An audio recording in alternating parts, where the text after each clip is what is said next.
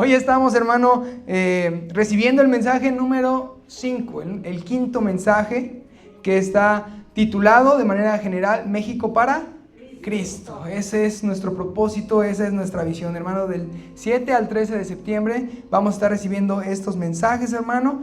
Y al final tendremos oración porque nos importa nuestra nación, nos importa nuestro país, hermano. Somos grandemente bendecidos por estar en esta nación. Pase lo que pase, las situaciones que acontezcan, nuestro Dios nos colocó aquí y sabemos que no estamos aquí nada más porque sí, o porque fue la suerte o se lo atribuimos a otra cosa. No, es un propósito específico estar en esta nación y sabemos que vamos a ejercer esa autoridad que nos ha dado nuestro Dios para poder hacerle frente al enemigo. Hermano, nos ha llamado a hombres valientes, a hombres esforzados. Aquí no se llama a la comodidad, no se llama a que nosotros podamos estar quietos, sino que podamos estar constantemente buscando el bendecir a nuestra nación, el bendecir a los que están cerca de nosotros, predicar con el ejemplo, hermano. Ese es el tipo de cristiano que quiere nuestro Dios, ese es el tipo de seguidor de Cristo que nosotros queremos ejemplificar al mundo, hermano. Así que le doy la bienvenida y le doy la bienvenida a todos aquellos que escuchan este mensaje a través de las redes sociales. Este mensaje es para mí, es para ellos y es para ti también.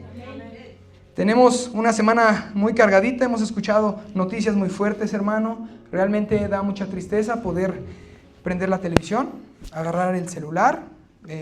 Quien es más sensible a estas situaciones, pues tal vez llegó al llanto, se compadeció, nos llena de empatía, hermano, pero no es la única situación que está aconteciendo, hermano. Fuera de México y dentro de México hay corrupción, hay muertes, hay tragedias, hay negligencias de parte de las autoridades y de muchas otras personas, hermano, pero aún así somos bendecidos por estar en esta nación.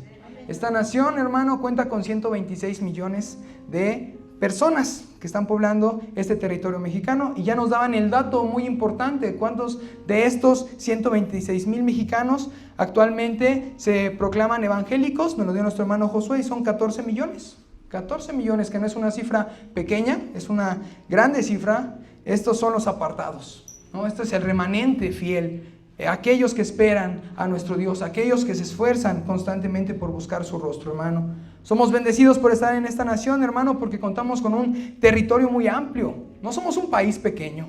Conocemos y hemos visto el mapa y hay países muy pequeños, muy chiquititos. Nosotros tenemos 1,096 millones de kilómetros, y este país, hermano, es tan grande que es más grande que Perú, que Colombia, que España.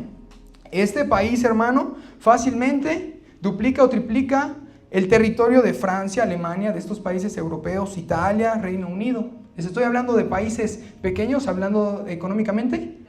Para nada. ¿Hablando de organización? Tampoco. ¿Hablando de deporte? ¿Hablando de salud?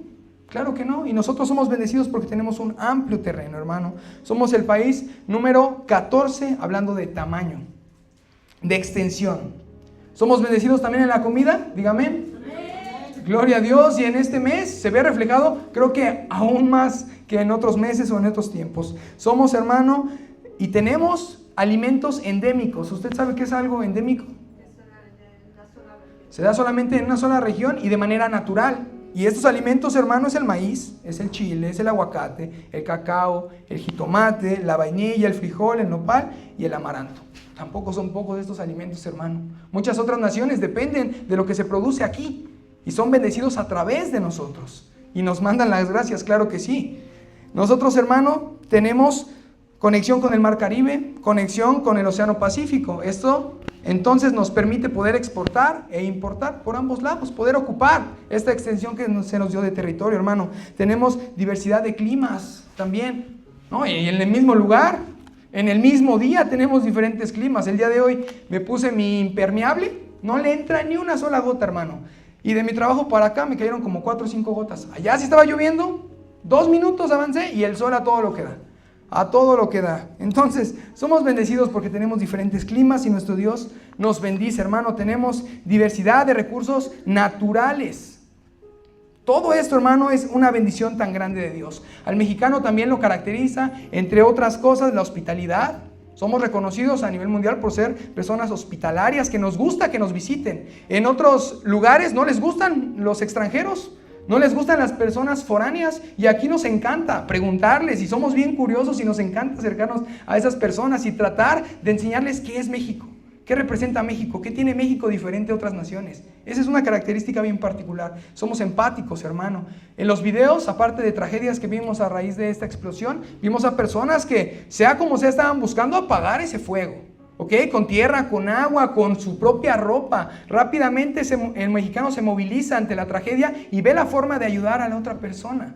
Entonces en esa naturaleza del mexicano está el poder ayudar y el poder ser empático con las personas. También somos un país que alberga a personas muy hermosas. Amén. Amén. Gloria a Dios, nos ha bendecido. Amén.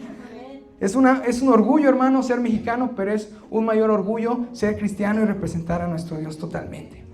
Es por ello, hermano, que estos cultos tienen este objetivo específico y es hacer una reflexión sobre qué queremos para México, qué aportamos a esta nación también, desde lo que somos, lo que tenemos, nuestras influencias, cómo podemos aportar a México. Es una grande bendición que tenemos, hermano. Teniendo a Dios de nuestro lado podemos bendecir, podemos ayudar, podemos auxiliar con la palabra de nuestro Dios, hermano. ¿Cómo contribuimos desde nuestro lugar? Es una pregunta que debemos de reflexionar, hermano, y llevar a cabo acciones efectivas. Estos 14 millones de cristianos evangélicos, hermano, nosotros creemos por fe que son personas que aportan a la sociedad, que son personas de bien, que son personas honradas, que son personas trabajadoras, que tienen valores, que tienen conducta ejemplar, honestidad, respeto y sobre todo una fe inquebrantable en nuestro Dios a pesar de todo, hermano. Eso nosotros tenemos que hacer, hermano. ¿Cuál fue la plática del día de hoy en el trabajo en donde usted anduvo? Pues muy negativa, yo creo. Eso fue lo que me tocó a mí. Desde el momento que crucé la puerta de mi trabajo ya estaban todos diciendo, es que el país está así, y es que está pasando esta situación, y ya no hay ni a quién irle, porque también, no sé si usted sabe, pero el día de ayer se presentó la nueva agenda de recursos que se van a predestinar para el siguiente año, en la cual en lugar de haber bendición, hay más endeudamiento para el país. Y curiosamente, con la noticia del incendio, pues le dieron totalmente el foco las televisoras y las redes sociales a esto. Y aquello de cómo el gobierno está manipulando y está ocupando los recursos, no se le dio el foco necesario. Entonces, con todas esas noticias, lo que está pasando en Estados Unidos, lo que está pasando con las guerras, realmente la plática que se vive en el trabajo, donde quiera que usted se mueve, no es la más positiva. No hay mucha esperanza en su plática, no hay mucho pensamiento positivo o pensamiento de fe. Ahí es donde entramos nosotros. Y les presentamos un Dios que puede cambiar la situación. Entonces, nosotros no podemos hacer eso, pero nuestro Dios sí. Y está en sus manos, hermano, y nosotros no perdemos la esperanza. Porque en la palabra de nuestro Dios, en Romanos 12:21 dice, no seas vencido de lo malo, sino vence con el bien el mal. Y esto no quiere decir que nos pongamos una capa o nos pongamos unos guantes y vamos a vencer a todos los negativos. Desde el pensamiento, desde la mentalidad, desde el cómo nos levantamos día con día, hermano, para poder afrontar las situaciones que vienen. Ellos no van a poder con mi pensamiento. Yo sé que Dios me va a levantar, que Dios está conmigo y Dios me fortalece. A pesar de la situación, de la carga que tú tengas, no me la vas a contagiar a mí. Mi plan es yo presentarte a mi Salvador y aquel que pone una sonrisa en mi boca día con día. Gálatas 6:9 dice, hermano, no nos cansemos pues de hacer el bien, porque a su tiempo segaremos, si no, desmayamos. Que ahí nos da la clave totalmente. Seguir y continuar esforzándonos todo el tiempo. Pues tenemos un Dios, hermano, que recompensa la fidelidad. Eso es hermoso. Nos incita, nos motiva a poder seguir en este camino, hermano. La palabra de Dios está llena de recompensas. En ella podemos encontrar palabras clave como entonces, ¿para qué?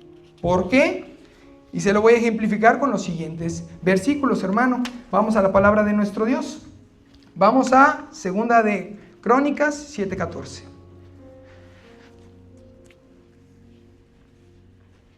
Segunda de Crónicas 7:14. ¿Ya lo tiene? Gloria a Dios, le vamos a dar lectura juntos y cuando encontremos la palabra entonces vamos a ponerle un acento aún más grande para poder ejemplificarla. 1, 2, 3, dice, si se humillare mi pueblo, sobre el cual mi nombre es invocado, y oraren, y buscaren mi rostro, y se convirtieren de sus malos caminos, entonces yo iré desde los cielos, y perdonaré sus pecados, y sanaré su tierra. Hay una consecuencia de una acción que se hace, y es una recompensa de Dios. Vamos a 1 de Pedro, capítulo 5, versículo 6.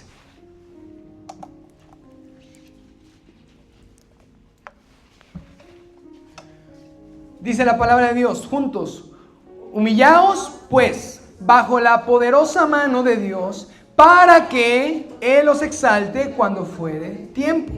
La última cita, Santiago 1, versículo 12. Veamos esta palabra que nos va a ayudar a entender esa bendición de parte de nuestro Dios. Dice así su palabra: bienaventurado el varón que soporta la tentación, porque cuando haya resistido la prueba, recibirá la corona de vida que Dios ha premiado a los que le aman. Gloria a Dios, hermano, entendemos esta parte. Estas palabras, hermano, que acabamos de resaltar son conectores de lenguaje y nos ayudan a entender y a unir las acciones con las consecuencias. Y así es con nuestro Dios. Depende de lo que nosotros hagamos en nuestra vida, en nuestro día a día, va a haber una consecuencia. Si seguimos sus mandamientos y lo buscamos de día y de noche, entonces la bendición va a llegar. Claro que sí, pero si nos olvidamos de Él y lo dejamos al último y no tomamos en cuenta lo que dice su palabra, entonces vendrán otras recompensas y vendrán otras cosas. En la palabra de Dios nosotros encontramos que hay obras de la carne. Y las obras de la carne, quien deja y incita a su corazón a que haga lo que Él se le antoje, lo que Él quiera, va a traer también un fruto. Que sea bueno o que sea malo es diferente. Porque sabemos que ahí enumera una lista tremenda de cosas que va a dar este fruto, el que nosotros sigamos las obras de la carne. Pero también tenemos el ejemplo de los frutos del Espíritu Santo. Y también son muchísimos. Pero depende de las acciones que nosotros hagamos, hermano, vendrá la bendición de parte de Dios, vendrá la misericordia. Vamos a entrar de lleno al tema, hermano, que Dios preparó para nosotros, hermano. Así que vamos a colocarnos en Jeremías 17. Del 1 al 10, van a ser los versículos en los cuales vamos a estar. Para que ponga un separador. Jeremías 17, del 1 al 10. El título que le he puesto, hermano, a este mensaje es El corazón de México. ¿Ya lo tiene, hermano? Lo vamos a leer de forma alternada. Dice así la palabra de Dios. El pecado de Judá, escrito está con cincel de hierro y con punta de diamante. Esculpido está en la tabla de su corazón y en los cuernos de sus altares. Mientras sus hijos se acuerdan de sus altares y de sus imágenes de acera que están junto a los árboles frondosos y en los collados altos. Sobre las montañas y sobre el campo, todos tus tesoros entregaré al pillaje por el pecado de tus lugares altos en todo tu territorio. Y perderás la heredad que yo te di, y te haré servir a tus enemigos en tierra que no conociste, porque fuego habéis encendido en mi furor, que para siempre arderá. Así ha dicho Jehová: maldito el varón que confía en el hombre y que pone carne por su brazo, y su corazón se aparta de Jehová. Será como la ventana del desierto, y no verá cuando viene él, sino que morará en las sequedades del desierto, en tierra despoblada y deshabitada. Bendito el varón que confía en Jehová y cuya confianza es Jehová. Porque será como el árbol plantado junto a las aguas, que junto a la corriente echará sus raíces, y no verá cuando viene el calor, sino que su hoja estará verde, y en el año de sequía no se fatigará, ni dejará de dar fruto. Engañoso es el corazón más que todas las cosas, y perverso, ¿quién lo conocerá? Yo, Jehová, desde que pruebo el corazón para dar a cada uno según su camino, según el fruto de sus obras. Gloria a Dios, hermano, el corazón de México. Vamos a ir desmenuzando poco a poco. Aquí hay varios versículos, hermano, que son muy conocidos, que a menudo ocupamos, a menudo citamos, hermano. Lo primero que dice es: el pecado de Judá está escrito con cincel de hierro y con punta de diamante. Nosotros conocemos las características de estos elementos que dice aquí. ¿Cómo es el diamante? Aparte de hermoso, es duro, ¿ok? Sus átomos están acomodados de forma que le da una firmeza, que está compuesto para poder resistir, hermano. Y el cincel se ocupa ¿para qué? Para picar, justamente, ¿ok? Entonces aquí tenemos estos elementos bien importantes. Al comenzar a describir la naturaleza y la magnitud del pecado de Judá, este profeta, hermano, comienza ocupando estas figuras alegóricas que nos van a ayudar a entender la profundidad y la magnitud del pecado en el cual estaba inmergido el pueblo de Judá. Estaba hasta el fondo el pecado, no era cualquier cosa, hermano. Tú y yo pecamos día con día, No una vez, pecamos muchas veces, pero nosotros procuramos ponernos a cuentas con nuestro Dios lo antes posible, antes de que termine el día. Pero el pecado estaba echando raíces ya en el pueblo de Judá. Entonces esto estaba trayendo una grande desgracia para ellos, porque ese Dios que en un tiempo los estaba bendiciendo, ahora estaba maldiciendo a este pueblo. Y por más ilógico que suena, así es nuestro Dios. Nuestro Dios también se aira, nuestro Dios también maldice, y aquí maldice al pueblo. ¿Por qué? Porque no están obedeciendo, porque no están haciendo las cosas como antes las estaban haciendo. Cuando estaba Abraham, Isaac y Jacob, de ese Dios del cual le contaban a sus hijos, ya no le estaban contando a sus hijos. Ya no estaban llevando esas prácticas que los estaban llevando a ser bendecidos. Ahora estaban tomando un camino totalmente diferente. Hermano, el profeta comienza con estas figuras, enfatiza en la dureza, en la fuerza y en la rebelión de Dios contra ellos, hermano. Esto quiere decir que no era algo para nada superficial. Un pequeño tropiezo, hermano, lo tiene cualquiera. Se equivoca, es tentado. Pero esto era otra cosa totalmente diferente. Era la paga de cada una de sus decisiones de años totalmente. Y para que entendamos, podamos llevar en nuestra cabeza, hermano, ¿alguien ha tenido una carie? ¿O sabe cómo se producen las caries?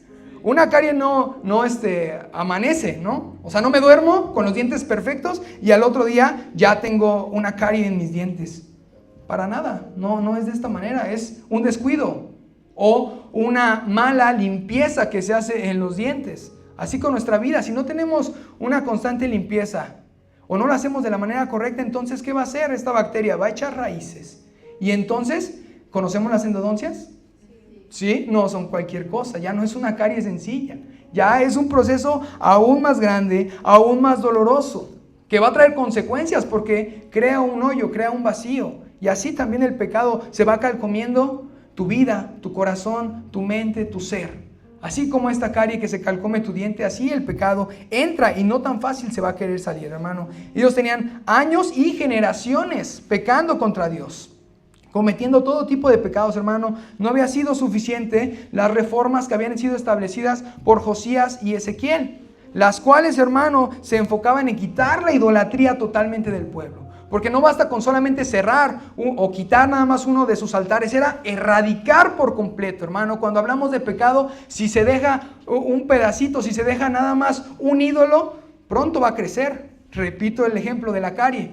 Si no se limpia por completo y se tapa, entonces esa carie va a estar por dentro del diente, causando problemas. Y así es el pecado, es quitarlo de fondo. Y a pesar de que estos hombres se habían levantado para poder regresar a Dios, pues no había sido suficiente, hermano. El pecado estaba tan arraigado. Nosotros como mexicanos contamos con costumbres. México tiene muchas tradiciones, y la mayoría de ellas, hermano, pues no van conforme a la palabra de nuestro Dios. No le enorgullecen, no lo exaltan, hermano. Y si nosotros no morimos también a esa parte, entonces también nos puede alcanzar el pecado. No basta con decir, pues es que soy mexicano, ¿cómo que no voy a comer esto? ¿Cómo que no voy a participar de tal rito, de tal situación?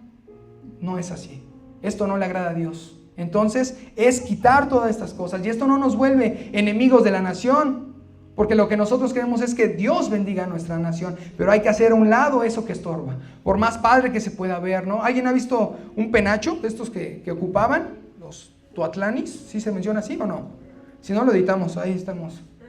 Son de plumas muy hermosas, muy grandes, pintorescas totalmente. Sí, pero representan algo, representan a la serpiente. Y un trono falso totalmente. Es más hermosa la corona del Señor Jesucristo. Son a las cosas que nosotros debemos de empezar a morir y quitar de un lado si queremos que nuestro Dios bendiga a nuestra nación. Escritos con pluma de hierro y con punta de diamante. No había nada superficial en este pecado.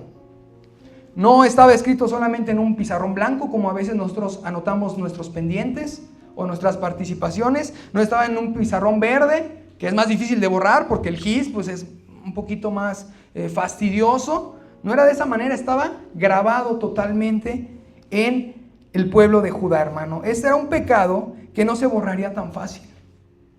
Estos instrumentos, hermano, que se mencionan, se usaban para grabar inscripciones en la roca. ¿Ok? ¿Y tú cómo grabas algo en una roca? Así nada más con tu uñita le puedes empezar a rascar y se empieza a grabar. O como cuando el cemento está fresco y entonces pintas un corazón y pintas unos nombres, luego le digo quién ya hizo eso. Y cada vez que voy a mi casa y veo esos dos nombres, Se ve bien bonito. No, no era de esa manera, estaba totalmente grabado, plasmado en ese lugar, hermano.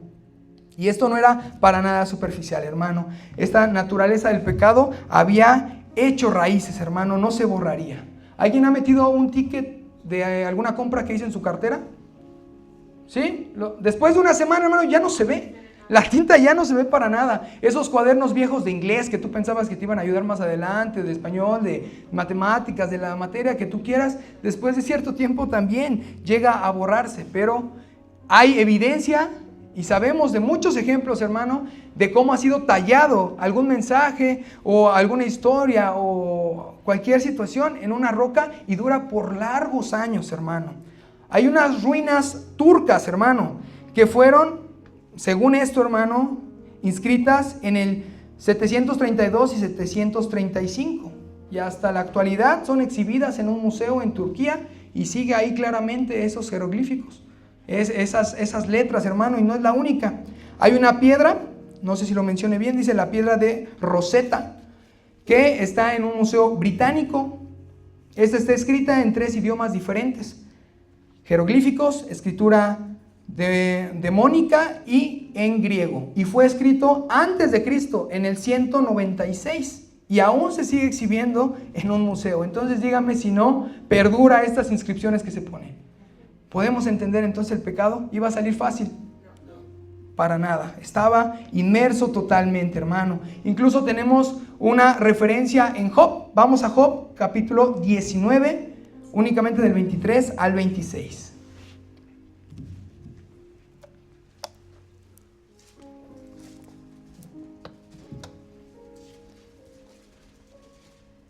¿Ya lo tienen?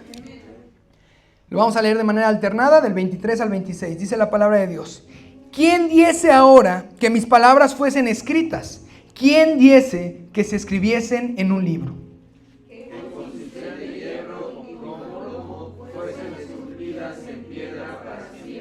Para siempre, dice. Yo sé que mi Redentor vive y al fin se levantará sobre el polvo.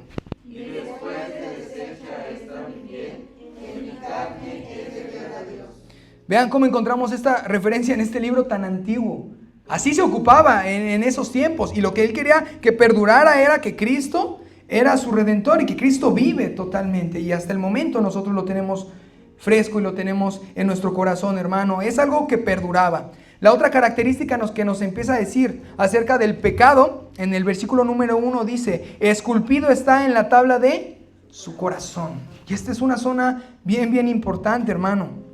Bien importante, le está hablando al pueblo, no solamente a unos, porque a veces los mensajes de los profetas iban a los reyes, a veces a los sacerdotes, a veces entre mismos profetas. Este iba al pueblo en general. En el corazón de cada uno, de pequeños y grandes, de niños y mujeres, el pecado está arraigado en su corazón. Ese es su alojamiento, ahí está puesto. Si ya entendimos, hermano, que el material descrito es importante para ver esa durabilidad del pecado, que no se iría tan fácil, ahora vamos a entender qué tan profundo era este pecado, hermano. En este caso es el corazón. Estas llevan, hermano, las marcas indelebles de la desidia y de la rebelión de Judá.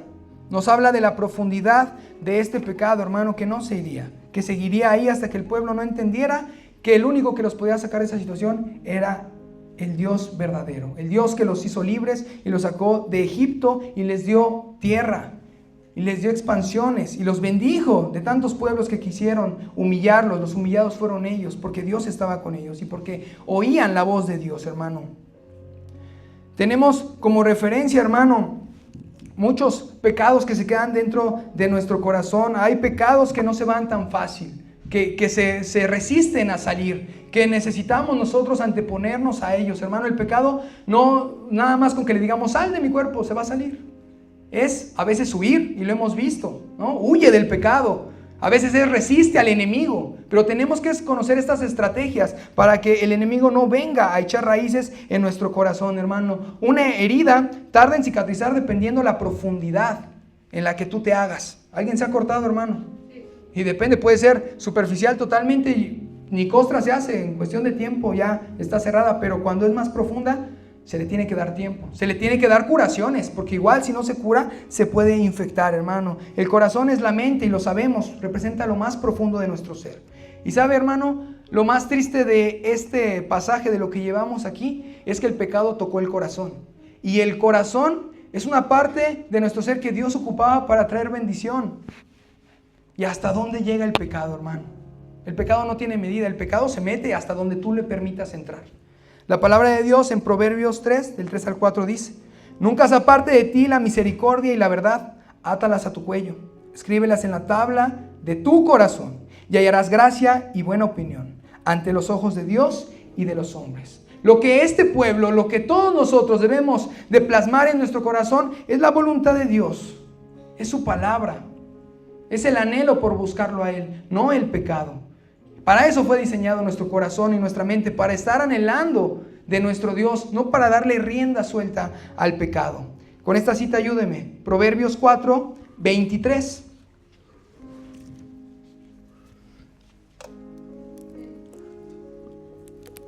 ¿Cómo dice 4:23? Porque sobre toda cosa guardada guarda tu corazón, porque de él mana la vida. Yo le leo Salmos 37, 4 al 6, dice: deleítate a sí mismo en Jehová, y Él te concederá las peticiones de tu corazón. Pero lo primero que se debe hacer es deleitarnos en Dios, anhelar a Dios, buscar a Dios. Y cuando tu corazón esté lleno de Él y de su voluntad, entonces sí vendrán las consecuencias. Y entonces sí Él vendrá y esas peticiones las hará realidad. Pero es importante que esta parte la dediquemos por completo a nuestro Dios. Nuestro cuerpo es, dice la palabra de nuestro Dios, que templo del Espíritu Santo. Entonces debemos de cuidarlo por completo. Llegó al corazón, pero ¿por dónde entró? Entró tal vez por la mirada, entró tal vez por el oír.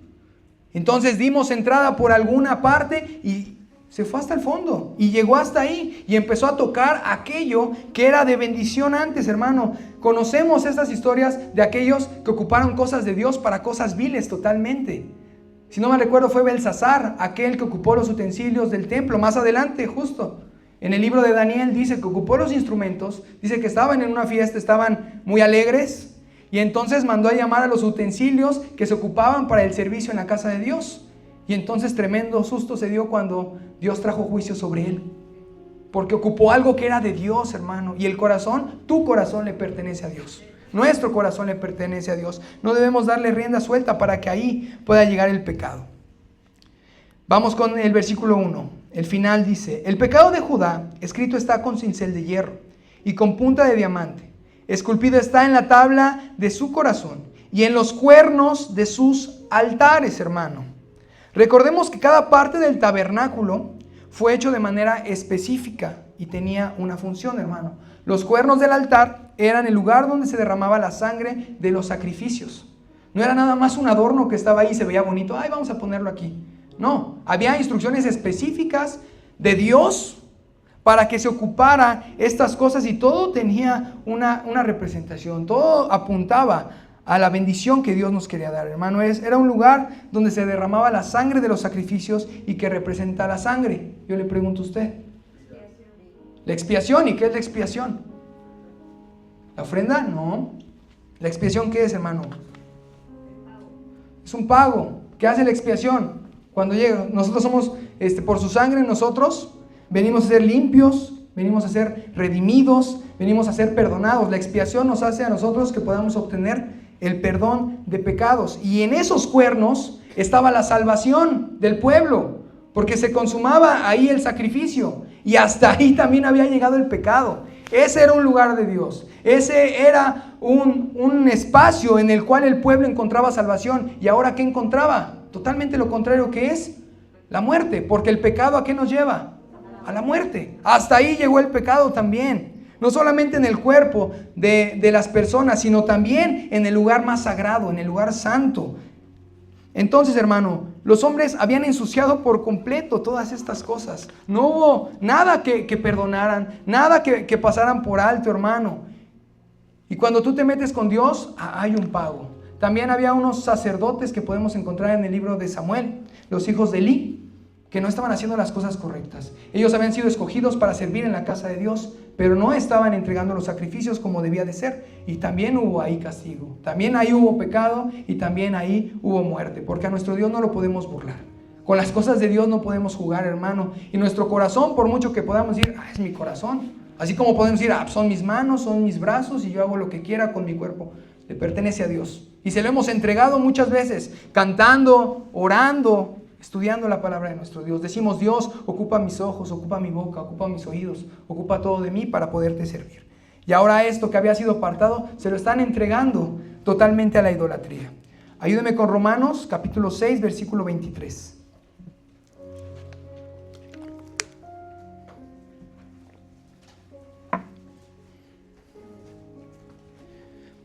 ¿Cómo dice la palabra de Dios?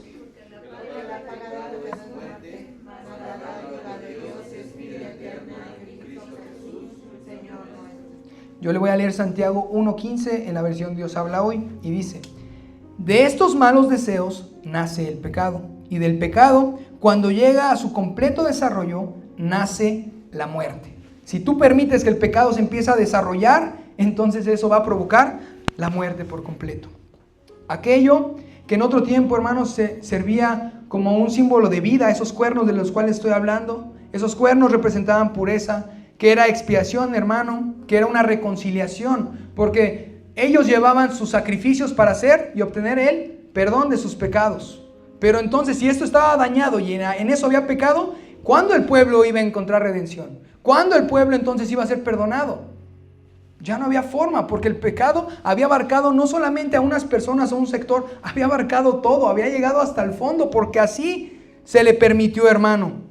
Este sacrificio lo hacía el sacerdote, estos sacrificios lo hacían, hermano, y ellos también fueron contaminados. Entonces el pueblo no podía encontrar ese perdón, no podía encontrar esa guía que en otro tiempo, esa bendición que en otro tiempo traía nuestro Dios, hermano. Los cuernos también representan el poder de Dios.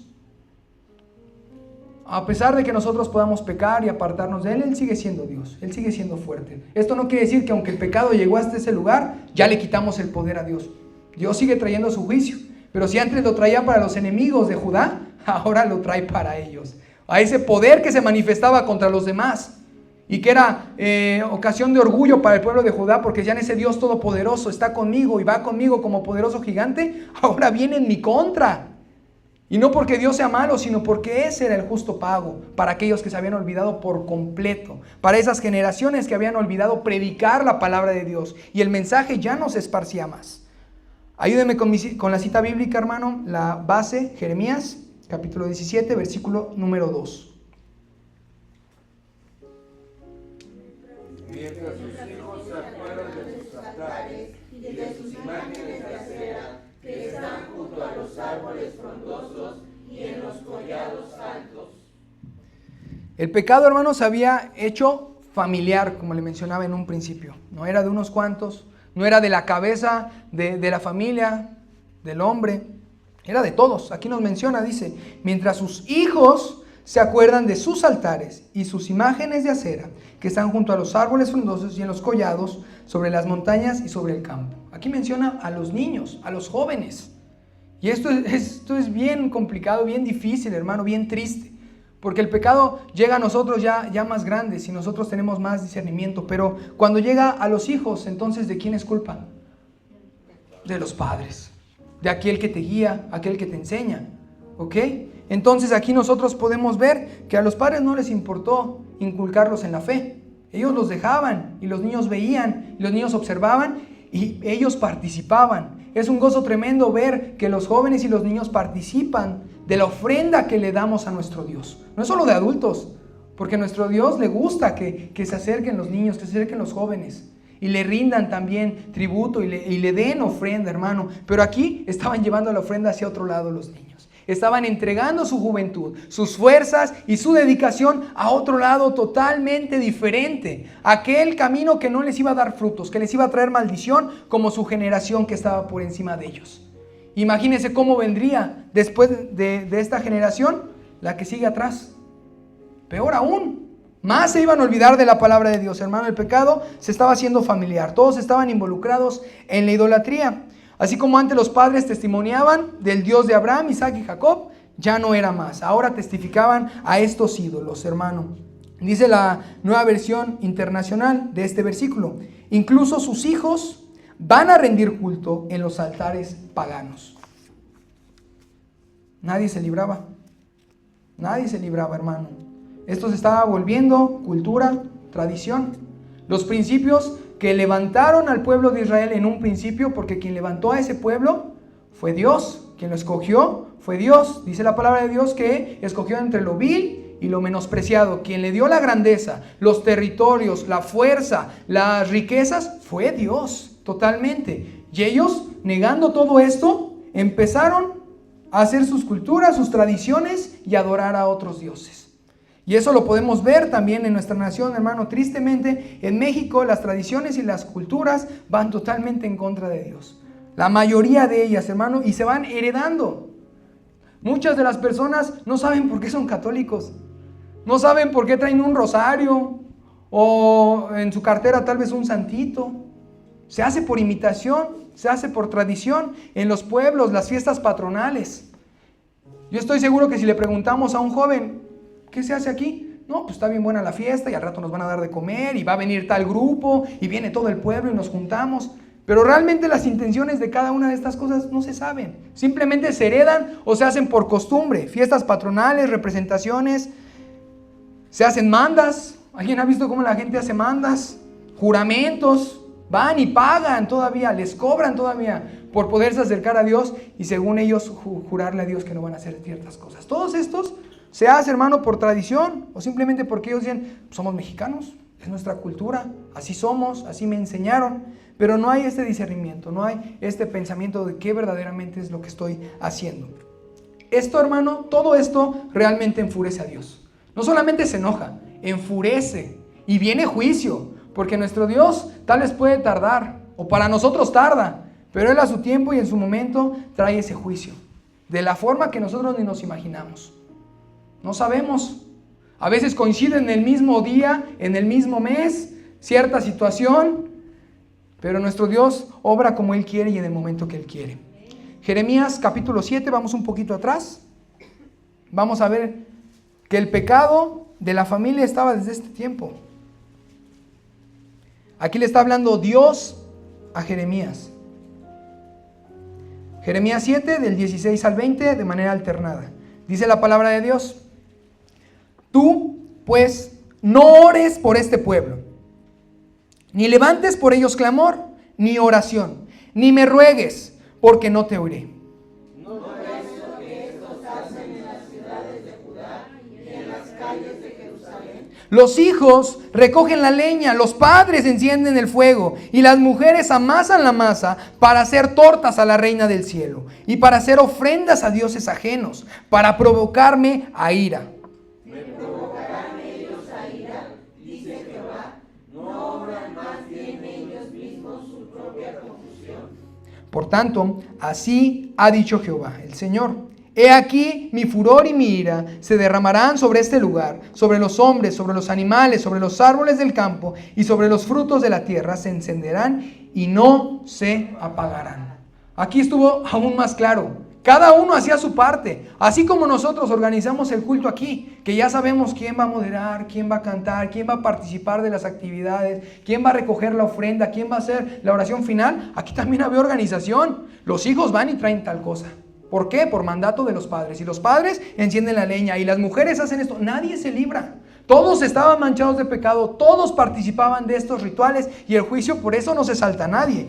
Dice que entonces el juicio vendrá sobre los hombres, vendrá sobre los animales, sobre los árboles del campo, sobre los frutos de la tierra, se encenderán y no se apagarán. Nadie se va a salvar. Nadie se salvará del juicio de Dios. Aquí nos menciona a quién le estaban haciendo este altar, a quién estaban adorando. Y dice la reina del cielo. Acera, Astarot, Astarte. Para Babilonia, Ishtar. Para los sumerios, Inán. Para otros se dice también que se basan este ídolo de Acera con Afrodita o con Isis, que se mezclan todas estas características. Y si me permiten, yo agregaría también a una que es adorada aquí en México. Aquí que menciona la reina del cielo. ¿A quién le han atribuido esto? La misma mentira. La misma mentira desde esos tiempos. La misma confusión desde esos tiempos. Los mismos rituales, porque participan también todos. Desde pequeños, no se libra ninguno. Por eso los bautizan a esa edad. Por eso los quieren consagrar desde esa edad, desde pequeños, para que empiecen. Y sin ningún tipo de conocimiento, ahí van atrás. Y hacen lo que le dicen los padres. Y hacen lo que ellos ven. Y todo este culto es para este altar, para esta diosa. Esta diosa es relacionada también con Baal. Si usted sabe quién es Baal, usted sabe los ritos que se hacían también para Baal. Todos estos eran adorados por el pueblo de Dios. Imagínense, esto no tendría que estar ni en la misma oración. El pueblo de Israel, el pueblo de Dios adorando otros dioses, siéndole infiel por completo. Muchas veces se ocupó esta forma de mirar la relación del hombre o del pueblo siendo infieles. Se ocupaba esta palabra. ¿Por qué? Porque Dios dio todo y forma para nosotros como un padre, como un marido. Y lo que hacemos nosotros es voltear a otros lados, voltear a otros dioses, a pesar que en Él tenemos todo. Esta era una representación, hermano, este ídolo era una representación de madera. Por eso nos menciona ahí. Era de tronco, de palo o de vara. También nos menciona en el versículo que leímos, el versículo base, que ocupaban los lugares altos. Y estos lugares, hermano, también eran para buscar a Dios. Así como le estoy mencionando lo del corazón, que es algo que le pertenece a Dios, que le debe de pertenecer a Dios y que debemos de guardarle. En la Biblia, los lugares altos era para tener un encuentro con Dios. Y ahora lo estaban también manchando, poniendo altares y buscando otros dioses. Moisés, cuando subió al monte, fue a escuchar la voz de Dios. Y también a recibir instrucciones precisas. Tuvo un encuentro con Dios. Y ahí la voz de Dios fue escuchada y fue temido por todo el pueblo. Jesús en 2 ocasiones subió. Usted recordará el monte de la transfiguración, el monte Tabor. Ahí Él subió y escuchó la voz de Dios que le dijo: este es mi Hijo amado en quien yo tengo complacencia. Otro lugar donde se escuchaba la voz de Dios. Subió también antes de ser crucificado, hermano, al monte de los olivos. ¿A qué fue? ¿Recordará? Fue a orar. Y cuando tú oras es a buscar a Dios. A buscar a Dios. Entonces el hombre subía y la intención era buscar a Dios, pero ahora estaban buscando a alguien ajeno, a alguien diferente, y estaban entregando todo eso que antes era especial, todo eso que antes era apartado, lo están regalando, lo están entregando y le están dando un significado completamente diferente. De ese tamaño era el pecado del pueblo de Judá. Versículo número 3 y 4 del pasaje original. Dice la palabra de Dios: todos tus tesoros entregaré al pillaje por el pecado de tus lugares altos en todo tu territorio. 4. Y perderás la heredad que yo te di, y te haré servir a tus enemigos en tierra que no conociste, porque fuego habéis encendido en mi furor, que para siempre arderá. Todo lo que Dios dio, lo está retirando de sus manos. Fue dado por Él mismo, por nuestro Dios, hermano. Él les dio tesoros, les dio territorios y les dio muchas victorias. Muchas victorias. Y todo eso que habían conseguido con Él, pues ahora nuestro Dios lo está reclamando. Porque esa gloria de la cual gozaba el pueblo de Israel, Judá, ahora ya no va a ser. Su identidad se había perdido por completo, hermano. Que no se nos olvide, hermano, quien puso vida en nosotros. Fue Él. Quien pone fuerzas en nuestro ser, hermano, es Él. Que no se nos haga tan fácil el podernos alejar de Dios, porque todo es por Él y todo es para Él. Y la palabra lo dice, hermano. Entonces no tan fácil podemos darle la espalda, porque entonces las consecuencias van a venir. Él nos ha tomado a nosotros, hermano, nos ha escogido como ese pueblo de Israel. No podemos darle la espalda, hermano. De lo vil y de lo menospreciado Él nos ha sacado también a nosotros, y Él nos puede regresar a ese lugar. Acabamos de leer que Él los iba a entregar en manos de los otros pueblos.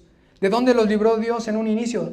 De la esclavitud en Egipto. ¿Y a dónde los iba a regresar? A la esclavitud nuevamente. Imagínese, hermano, que usted con su vida, conociendo de Dios, con sus testimonios, de repente decida ya no seguir más a Dios. Y Dios los regresa a donde comenzó, o aún peor, más atrás, hermano, porque sabemos que Dios nos ha venido a dar muchas cosas. Y no estamos hablando de lo material. Nos dio identidad, nos dio un propósito, nos ha dado familia, nos ha dado tantas cosas, hermano, que no podemos desecharlo, porque entonces Dios va a actuar y Dios se va a mover. En nuestro versículo base, del 5 al 8, dice el 5: así ha dicho Jehová: Maldito el varón que confía en el hombre y pone carne por su brazo, y su corazón se aparta de Jehová. Será como la retama en el desierto, y no verá cuando viene el bien, sino que morará en los sequedales en el desierto, en tierra despoblada y deshabitada. Lea 7 y 8. Bendito el varón que confía en Jehová y cuya confianza es Jehová, porque será como el árbol plantado junto a las aguas, que junto a la corriente echará sus raíces, y no verá cuando viene el calor, sino que su hoja estará verde, y en años de sequía no se fatigará ni dejará de dar fruto. Gloria a Dios. Hermano, toda idolatría es doctrina de hombres, es sabiduría terrenal, y la palabra también nos advierte de la sabiduría que es terrenal. Nosotros debemos de buscar la sabiduría que viene de los cielos, que desciende de Él totalmente, hermano. Quien nos llena de esperanza es nuestro Dios. Quien nos fortalece es nuestro Dios. En quien debemos de confiar totalmente es en Dios, hermano. Y es increíble cómo las personas y el pueblo depositan su confianza en cualquier otra cosa. De pequeño a mí me evitaban ver un programa, Dragon Ball. Yo lo veía, no nací en cuna cristiana, no me juzgue. Entonces, pues yo lo veía. Y de repente él pedía en la televisión que levantáramos nuestras manos y le mandáramos nuestra fuerza vital, nuestro ki. Y yo las levantaba con una fe que usted no imagina, hermano. Y yo veía en la tele, lo confirmaba, porque esa bolita crecía y acababa con el malo sí o sí.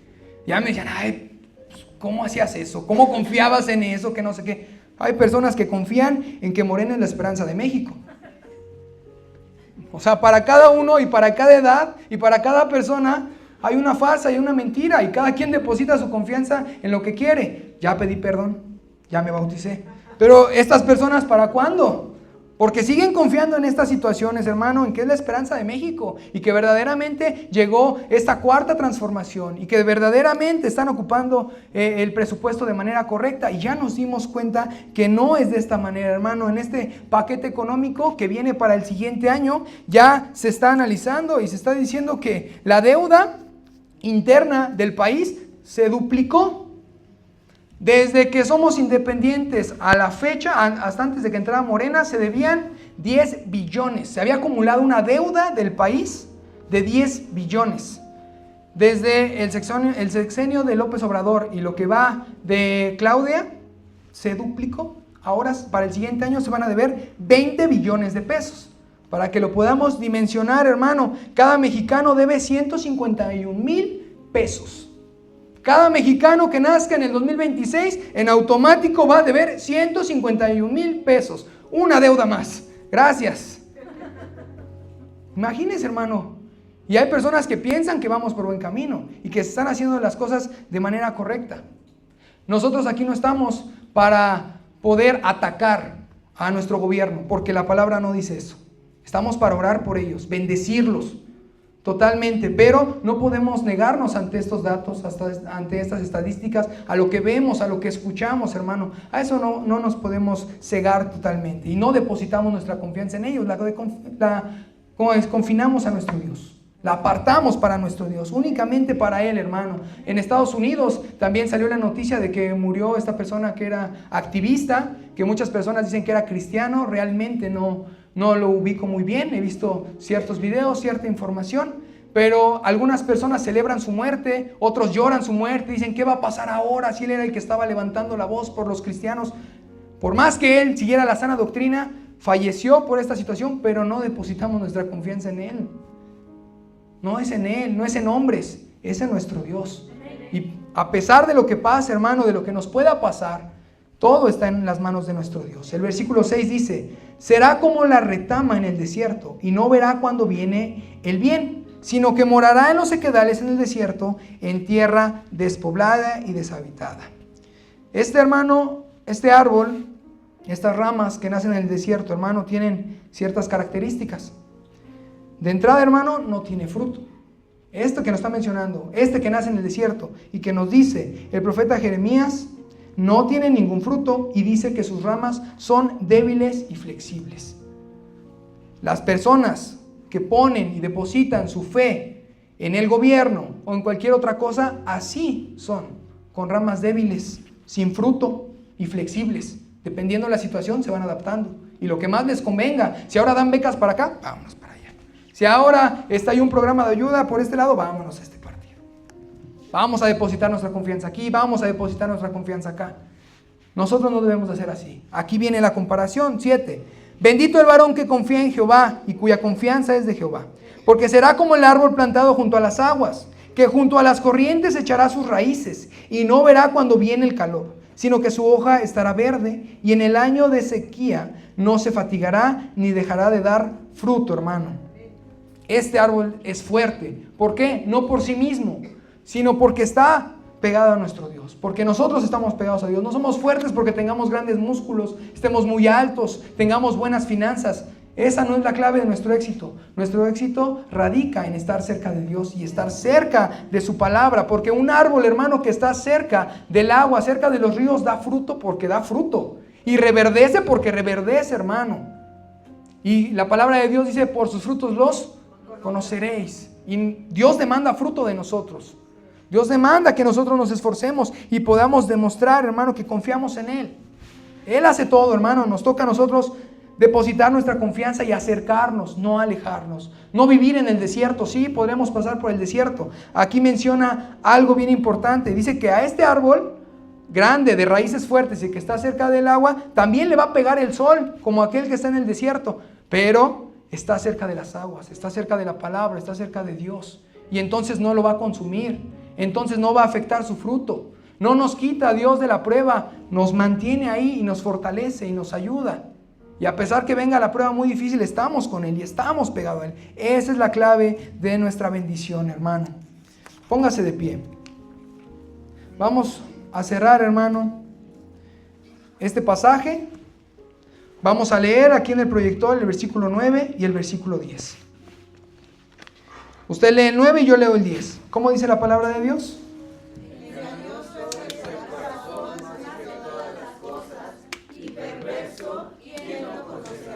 Yo, Jehová, que escudriño la mente, que pruebo el corazón, para dar a cada uno según su camino y según el fruto de sus obras. Nadie puede burlar a nuestro Dios.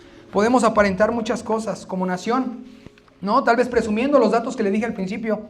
Ok, sí somos corruptos, sí tenemos esto, pero también tenemos esto. Pero a Dios no lo vamos a engañar. Si no desarraigamos de nuestra cultura, si no desarraigamos de esta identidad de ser mexicano, el pecado y la idolatría, entonces seguiremos en lo mismo. A Dios jamás lo vamos a poder burlar. Él dice que discierne. Él sabe nuestros pensamientos, hermano. Él está atento a nuestras necesidades, a nuestro corazón. En conclusión, hermano, los agentes culpables de las raíces del pecado que vemos en estos pasajes es el no seguir testificando de Dios a la siguiente generación. Ese es un pecado, hermano, en el cual nosotros podemos estar ahí también empezando a sacar raíces. Si no se le está predicando la palabra y enseñando a las nuevas generaciones, el pecado puede llegar a nuestro corazón. El pecado puede echar raíces dentro de nosotros. Otro agente, el no manifestarnos firmes y constantes en el reino. Y ser como ese árbol que tiene las ramas flexibles y que no da fruto. Debemos de mantenernos firmes y constantes en la palabra de nuestro Dios y en sus mandamientos. Buscar soluciones instantáneas es aquello que nos hace quitar a Dios y querer sacar el problema rápido. El querer nosotros resolver con nuestra mente, con nuestras fuerzas. La confianza debemos depositarla ¿en quién? Y desviar la atención. Es bien fácil, hermano, que a esta nación, que a nosotros desvíen nuestra atención hacia donde ellos quieren, con un programa de televisión, con las redes sociales, con alguna problemática. Nosotros debemos de estar atentos y firmes en este camino, hermano. Último versículo, Ezequiel 36, 26. Vamos a leerlo juntos, dice la palabra de Dios. Os daré corazón nuevo y pondré espíritu nuevo dentro de vosotros y quitaré de vuestra carne el corazón de piedra y os daré un corazón de carne. Rindámonos completamente a